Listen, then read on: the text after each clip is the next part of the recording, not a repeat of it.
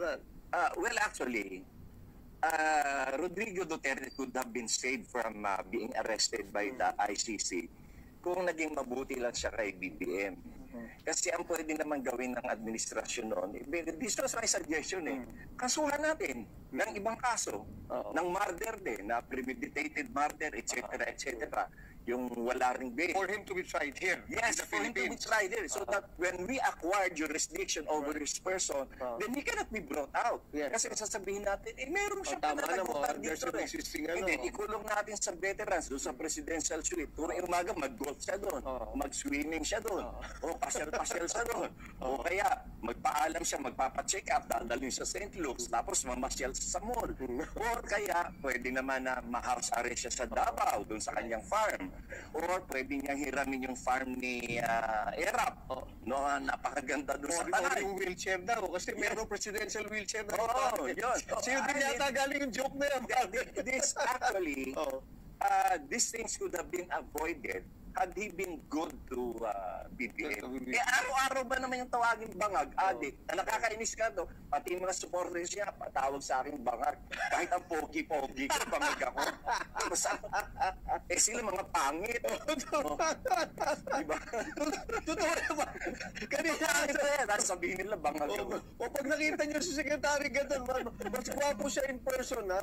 Ito, sabihin ko na sa inyo. Pero yun nga naman talaga, actually, you think about it on the surface point of view.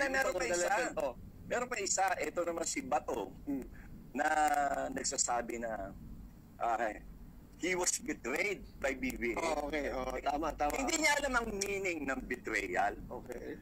You can only be betrayed by your friend or your ally. Hindi naman sila magkaibigan Hindi rin sila mag-ally. In fact, binababoy pa nga niya si BBM. You remember that he fabricated a document purportedly coming from PIDEA na user daw si BBM, ganyan.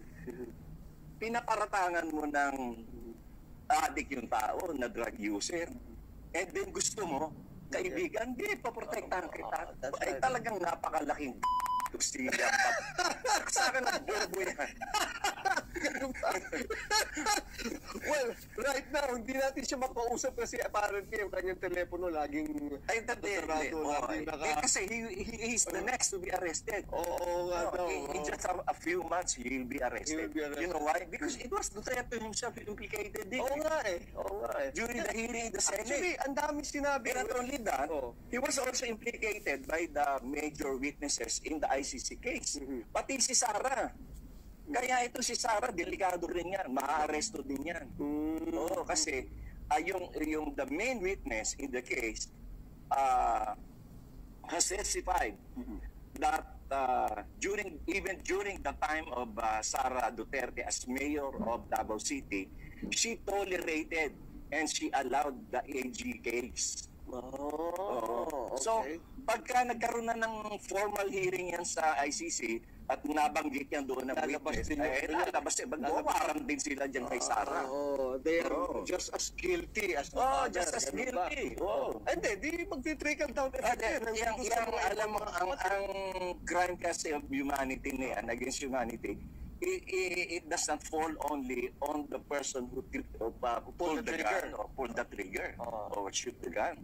It's also all the persons behind the crime gagawin yun.